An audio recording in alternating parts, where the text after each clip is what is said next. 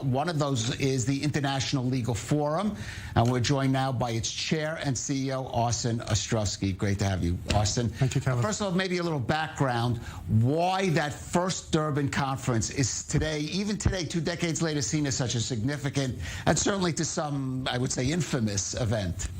Look, I think infamous is correct. It's such a jarring moment. I think the international community came together in Durban, South Africa in 2001 with great sense of hope and purpose and mission, that they were coming together to fight the scourge of not just anti-Semitism, but racism, xenophobia, discrimination. But what happened was it descended into an unhinged display of sheer Jew hatred. It wasn't just hatred of Israel, it was Jew hatred. It was Holocaust distortion. It became the catalyst for the BDS movement, for the Israel's apartheid libel.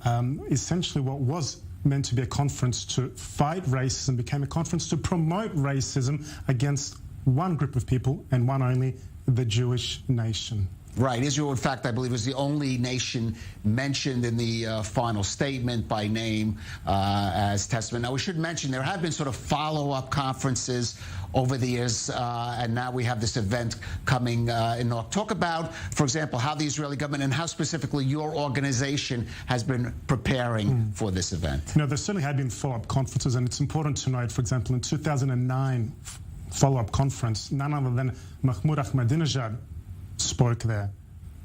Dozens of countries walked out, but he spoke there right in front of Ban Ki-moon, the Secretary General of the United Nations. So this whole process, this whole Durban process that started 20 years ago has been under the auspices and under the watchful eye and endorsement of the United Nations. So they have given them the seal of approval.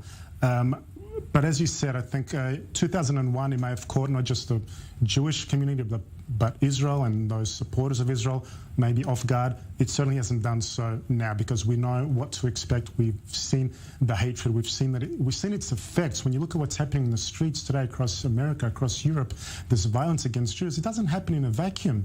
It is a direct result of this vilification of Israel, of this pervasive discourse and language that was born in 2001 in Durban.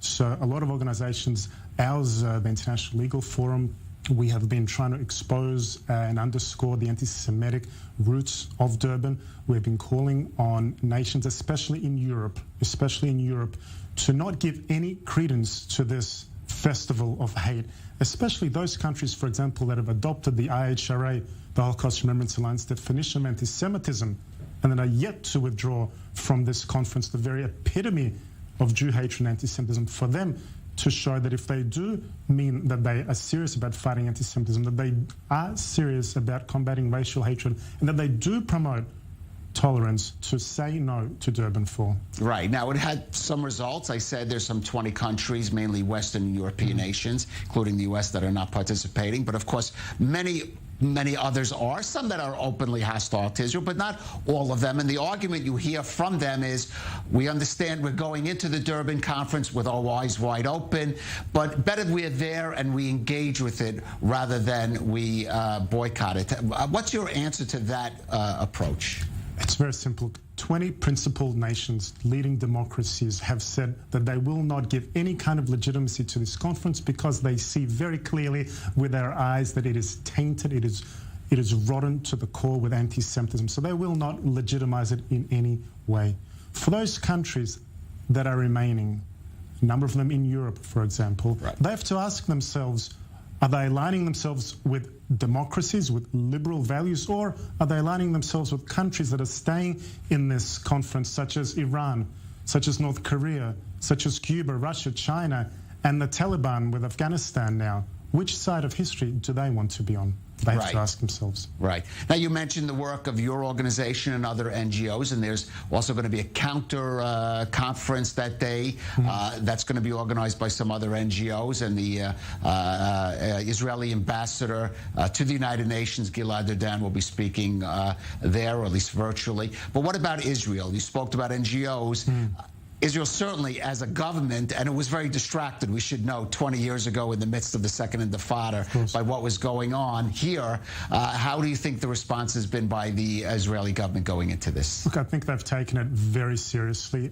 We've worked closely with different elements of the Israeli government, and I've certainly seen firsthand that they are taking this very seriously, that they are essentially, it's a full court press diplomacy, diplomatic outreach to their embassies, to the pro-Israel community, and to their counterparts, both in the foreign ministries around the world, as well as at the United Nations. Gilad Erdan, Israel's ambassador, not just to the US, but to the UN, who you said is speaking actually right now, today, at one of these conferences, have certainly led a very strong diplomatic push and reaching out to colleagues to not attend this conference and to side with those countries, the community of nations that are actually standing up against anti-Semitism, against racial hatred, and for tolerance. The exact virtues, the exact values that this conference stands against.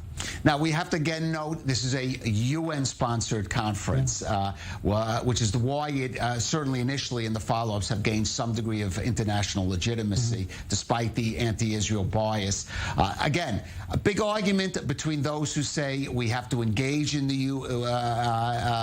UN and some of the bodies, for example, the Human Rights Council, that have anti-Israel bias.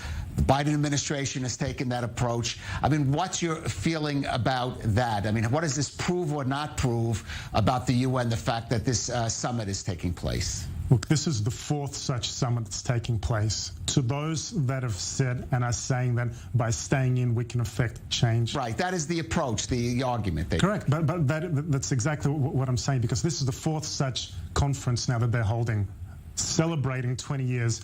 And if they really can affect change, why have they not affected change? Why is Israel still the only country that is singled out for opprobrium?